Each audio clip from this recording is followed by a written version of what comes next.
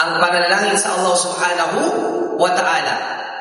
Yan yung sinabi ng Allah sa Quran, وَإِذَا سَأَلَكَ عِبَادِي عَنِّي فَإِنِّي قَرِيبٌ. Muhammad, kapag tinanong ka ng aking mga alipin, sabihin mo, فَإِنِّي قَرِيبٌ, ako ay malapit. Sabihin mo sa kanila, ako ay malapit sa kanila. Ujibu da'watad da'i ila da'an. Ibibigay ko ang mga panalangin ng nananalangin. Allahu Akbar. Mismo ang Allah nagsabi na kapag nanalangin ka sa Allah, ibibigay niya sa iyo, tutuparin niya sa iyo ang iyong mga panalangin. Falyastajibu li, ako'y kanilang sundin. Tumalima sila sa aking mga kagustuhan. Walyu'minu bi, at sila'y manampalataya sa akin. La'allahum yarshudun. Baka sakali na akin silang gabayan sa kanilang panampalataya sa akin. At alam niyo ba, itong aya na ito ay dumating sa mga aya kasama ng mga ayat ng Ramadan. Ibig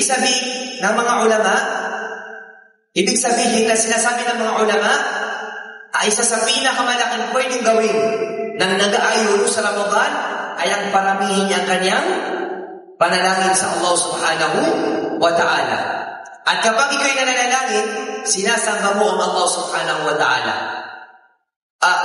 Yung karamihan kami sa atin, ang alam lang niya na ibadah, salat, sadaqah, hajj, pagbabasa ng Quran. Hindi. Yung panalangin mo sa Allah ay ibadah. Kaya kung gaano karami ang iyong panalangin, ganoon rin kadami ang iyong pananampalataya sa Allah subhanahu wa ta'ala. Bakit? Kasi tuwing ikaw ay nananalangin sa Allah subhanahu wa ta'ala, pinapakita mo sa Allah, Ya Allah, ako ay mahina, ako iyong palakasin. Ya Allah, hindi ko to kaya, bigyan mo ako ng lakas. Pinapakita mo sa Allah na ikaw ay alipin at siya ay ang iyong Panginoon. At ang alipin, sa tuwing kanyang pinapakita sa Allah ang kanyang kahinaan, pinapalakas siya ng Allah subhanahu wa ta'ala. Kaya nga sinabi ng Allah subhanahu wa ta'ala sa Quran, وَقَالَ رَبُّكُمُ ادْعُونِي أَسْتَجِبْ لَكُمْ. Sinabi ng inyong Panginoon, Ud'uni, manalangin kayo sa akin. Inutos sa atin ng Allah na tayo ay manalangin sa Kanya. Tapos anong sinabi niya? Astajib lakum, at tutuparin ko ang inyong mga panalangin. Allahu Akbar. Saan na makakita ng isang ganyan na leader, kunwari, na tinawag niya kayo, na humingi kayo sa Kanya, at ibibigay niya sa inyo yung mga panalangin? Wala kayo siguro makikita ang ganong leader. Pero ang Allah, na ating Panginoon, walillahi mathalul a'la, inutusan niya tayo na manalangin tayo sa Kanya, at sinabi pa niya, pagkatapos noon agad, at aking tutuparin ang inyong mga panalangin. At sinabi ng Allah, innal ladina yastakbiruna an ibadati. Sinabi ng mga ulama, ang ibig sabihin ng ayat na ito, at ang sino man na magmalaki sa pagsamba sa akin. Ibig sabihin, hindi siya nananalangin sa Allah. La ilaha illallah. May makikita ka mga Muslim, sa loob ng 24 hours, wala siyang panalangin sa Allah. Pero ang dami niyang hinihingi kay Mayor, ang dami niyang hinihingi kay Barangay Chairman, ang dami niyang hinihingi kay Principal, pero hindi hinihingi sa Allah.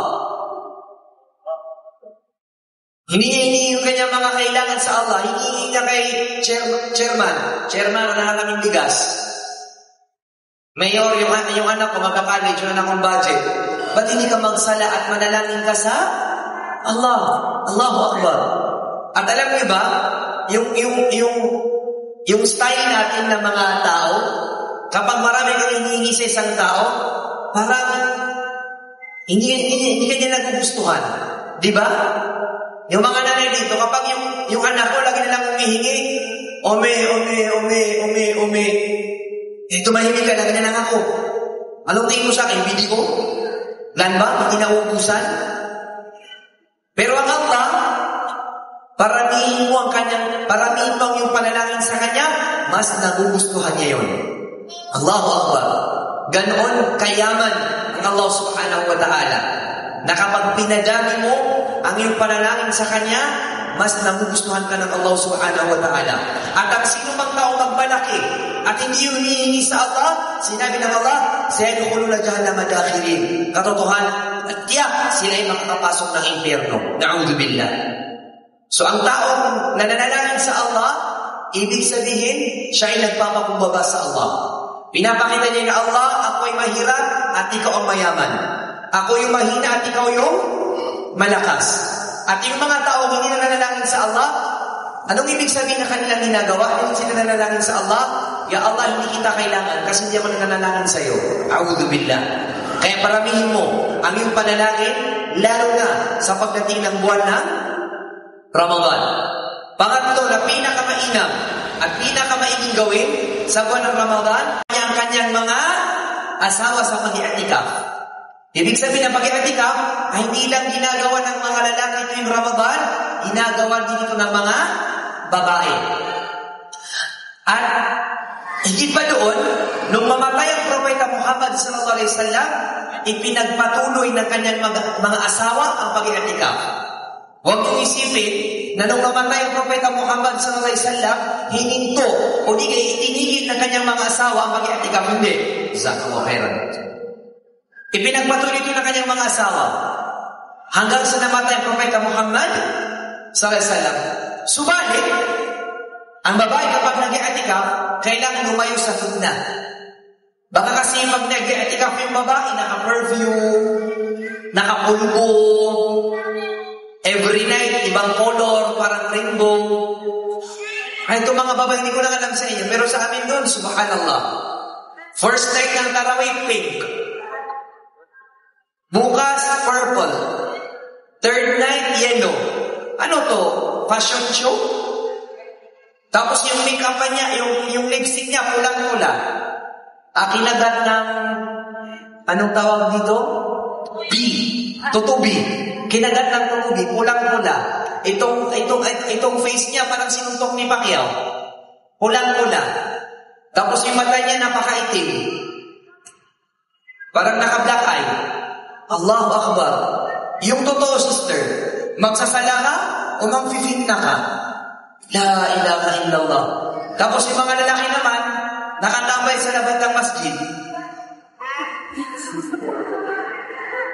Subhanallah. So, ang Ramadan ay buwan ng pagbabalik loob sa Allah, buwan ng tauba.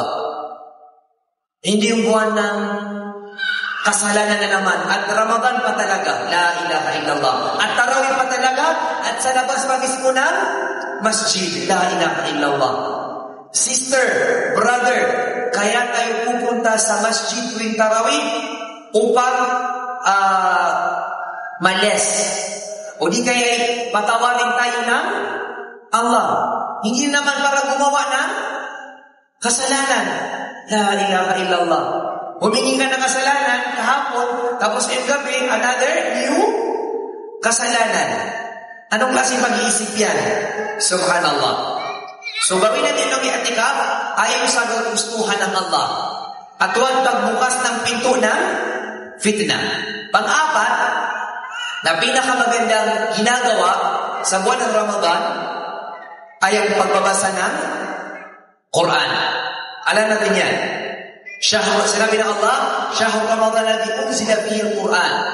Ang buwan ng Ramadan ay ang buwan kung saan ni-reveal ng Allah subhanahu wa ta'ala ang Quran. Kaya ang Shahr Ramadan, Shahrul Quran. Ang buwan ng Ramadan ay buwan ng pagbabasa ng Quran. Kaya na yung mga maalam natin ng mga ulama, kagaya na naman ni Uthman bin Affan, nabanggit na kanyang nababasa ang lahat ng Quran sa loob naman ng isang gabi. Allahu Akbar. May iba pa namang mga sinaunang Muslim, kanilang nababasa lahat ang Quran sa Ramadan tuwing 3 gabi. Ibig sabihin, every 3 days, kanilang nababasa lahat ang Quran. Meron namang mga ibang mga sinaunang mga Muslim, kanilang nababasa ang lahat ng Quran tuwing 10 araw. Al-Imam Ash-Shafi'i, rahimahullah, sa tuwing Ramadan, kanyang nababasa ang Quran, buong Quran, ng 60 times. 60 times. Ibig sabihin, si Shafi'i, rahimahullah, kanyang binabasa ang Quran, buong Quran, ng 2 beses sa isang araw. Tayo kaya ngayon, may mga iba, halos mamatay na. Hindi pa rin nababasa ang buong Quran. Ano yan? Anong klaseng Muslim yan? Mayroong mga tao na makikita natin, 1 year, hindi niya natatapos ang Quran. Muslim yan? Much worse. May mas masama pa dyan. Mga Muslim, pangalan niya Abdullah, Fatima, hindi marunong magbasa ng Quran. La ilaha illallah. Tapos pag bibigyan mo ng Bible, kaya niyang basahin. From start to finish. Anong klaseng Muslim yun? Hindi marunong magbasa ng Quran, pero alam na alam ang Bible. Yung totoo. Saan ka mapasok? Anong klaseng paraiso yung papasukan?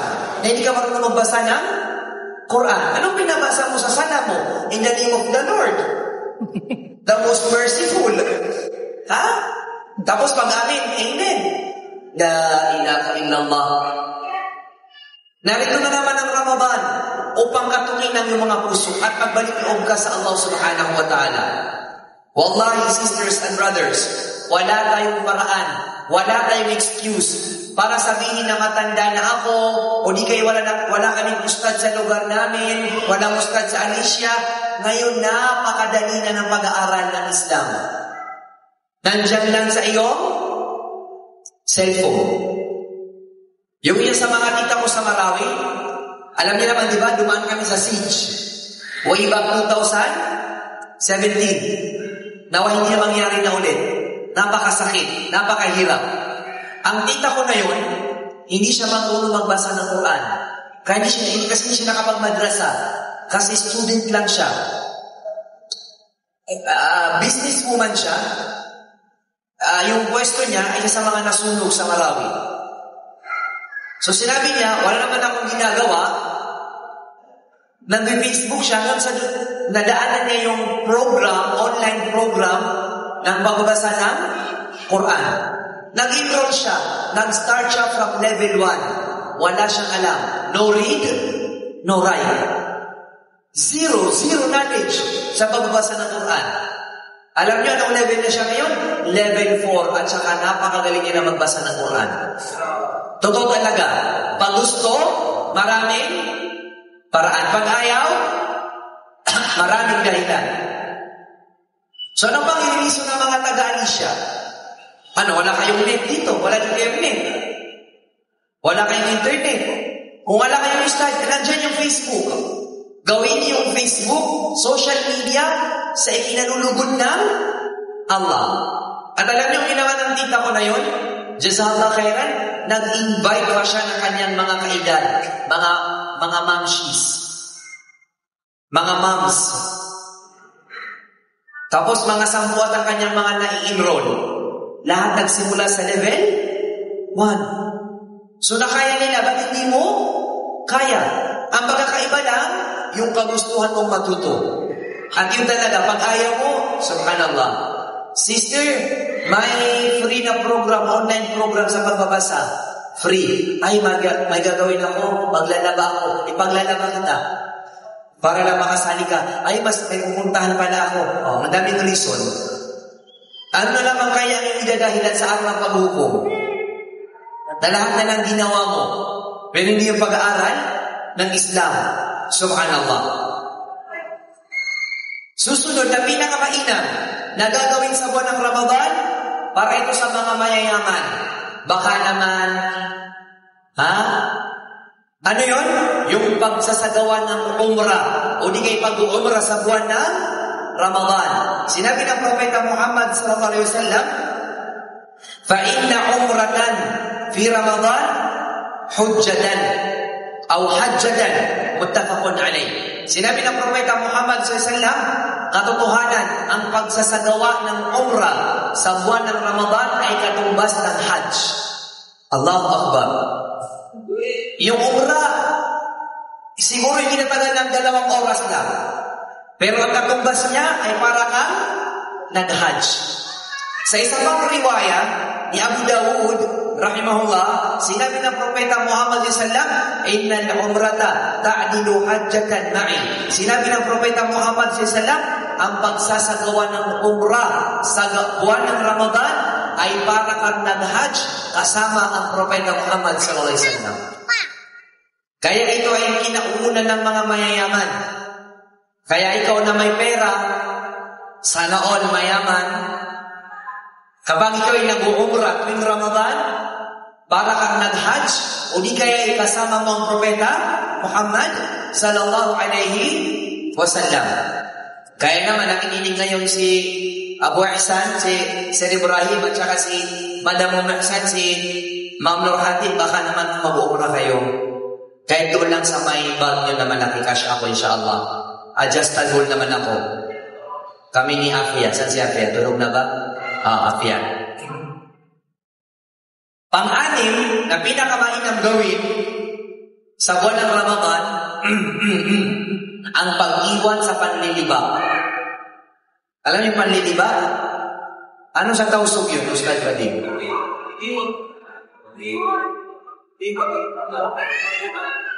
Ano, limot? Manglimot. Na saan natin makilimot sa Ramadan? Ayaw na kang manglimot buwan Ramadan. Madami dito nakilimot sa Ramadan? Marami? Ituro mo. Minsan din may mga laki na nalilimot sa Ramadan. Ay mga laki nanglilimot na ibig sabihin, nanglilibang at saka mabilis makalimot. Parang siya nakalimutan niya na ako. Astaghfirullah, Ramadan. Humingi ng kapatawaran sa Allah subhanahu wa ta'ala. Kapag yung kasama mo na nag-aayuno tapos nanlilimot, sasabihin mo sa kanya, hoy, hindi pwede yan, haram yan. Bakit? Totoo naman Gano'n naman talaga yung backbiter. Yung backbiting, ano yung sinasabi mo? Totoo. Kasi kung hindi totoo, ikaw ay nagsisinungaling. So kung lang sinabi mo, alam mo siya, magnanakaw yun. Alam mo, malaki yung mata niya. Kapag totoo na malaki ang kanyang mata, yun ay backbiting. Ngayon naman, kung hindi naman malaki ang kanyang mata kasi singkit ang kanyang mata, onme, oppa, ibig sabihin, ito yung nagsinungaling. Lahat yun malalaking kasalanan. Ang panlilibak, backbiting, napakalaking kasalanan. Ang pagsisinungaling, malaking kasalanan.